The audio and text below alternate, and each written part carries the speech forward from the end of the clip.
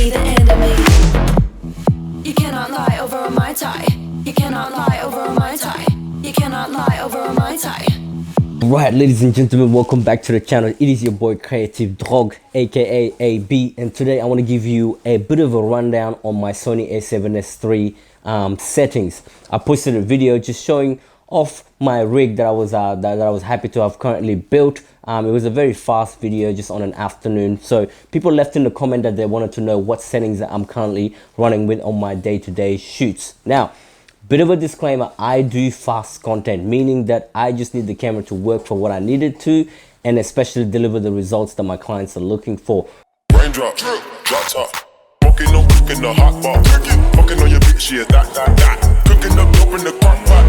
We came from nothing to something, nigga. I don't try nobody, grip the trigger, nobody call up the gang and they when I'm come in setting the up the gang. camera, especially on a day-to-day basis, on non-special shoots, shoots that are, you know, taking a lot more creative and stylistic touch. So just on a day-to-day, these are the settings that I'm running with. Now, to begin you with, the resolution that I shoot most of the time is 1080p, okay? And specifically 1080p at, I'm reading literally off my camera right now, XAVCS HD, 1080p 60 frames per second. That is my literal base setting that I like to run with when I'm shooting, and the color profile that I like to run with also is S-Log3. Now, the thing with S-Log3 on the A7S3 is that it works really well, especially at a base ISO of about 200.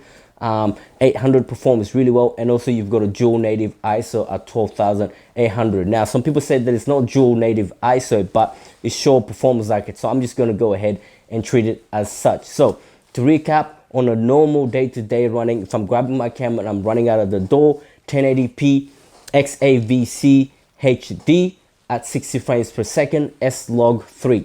That is my base setting that I like to run with. What I find is that it delivers a file size that is quite small and doesn't complicate much of your workflow. S-Log3 has plenty of dynamic range for you to do some color work, and overall the 60 frames per second, you can maybe slow-mo some of the clips or just keep them at 60 frames, or just down frame rate them to about 24 frames per second. So this setting is just super flexible on a day-to-day run and gun sort of setting. Now, the other way I like to actually set up the Sony A7S3 for bigger shoots that require a bit more of a slow down and a bit more of a slower approach that is more technical, a bit more creative, and the result has to be a bit more, I guess, polished out. I like to actually optimize the camera all the way to ProRes 422 4.2K. Now, the way I do that, if you just give me a second, let me grab my Atomos. Just bear with me, people. I've had a big day of editing, and everything is packed away. Where is that? Where is it? Currently got batteries charging. Just bear with me. Here we go. So I like to get a battery. So on a more, I guess, you know, higher end technical shoot, I like to use the Atomos Ninja 5, and I output ProRes RAW out of this one because the Sony A7S3 has a setting that can allow you to do external recording. So you get 12-bit pretty much downsample from 16-bit apparently, but the 12-bit is amazing to work with, and is ProRes RAW 422. So meaning when you're editing on Premiere Pro, it cuts like butter. The downsides of the ProRes 422 is that the file size are massive. As you can see here, I've got my my Atom X. This is what you need.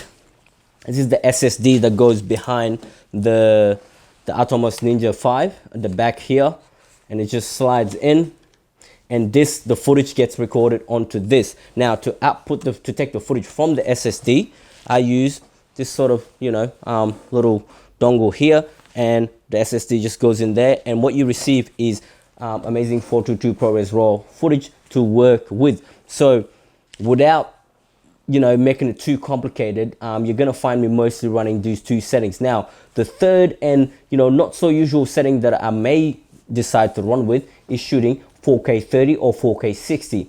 Now 4K 30 or 4K 60 are usually for interviews. So when I'm doing a sit down interview or I'm on a gimbal and I'm moving around and someone is talking and moving towards the camera, I just need a bit more resolution that way so I can punch in and get a nice framing on the person talking. After all, talking shots are just meant to be clean, stable and polished, and it helps with stabilizing as well. So just a bit of recap, and I know this is quick, but I've been working all day pretty much just editing.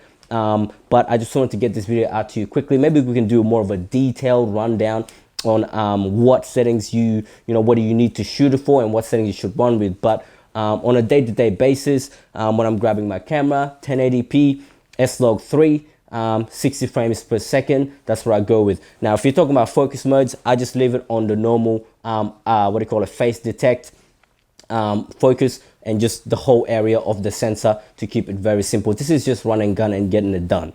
Number two, if I'm on a shoot that's campaign based, fitness, etc., and I just want to show off a little bit and just to look it a bit, make it look a bit more stylistic.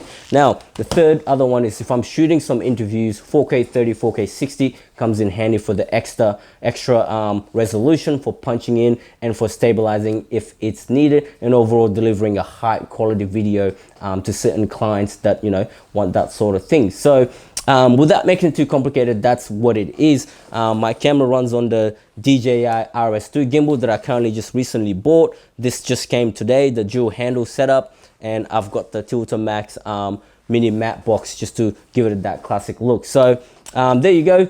I hope that helped a little bit at least. I know it's super quick, but as always, if you want to reach out to me, just leave it in the comment section. Let me know if you want me to go in more detail, and when I get some time, I can definitely help you out with that and any other Sony A7S III questions you may have. I've been shooting Sony my whole entire career as a videographer, filmmaker. So basically, I am a Sony fanboy. There's not a lot that I don't know about Sony, to be honest with you. So if you got any question, hit me up. But without further ado, thank you for tuning in, and I'll catch you on the next one. Peace. Take each other out. Let's take each other out.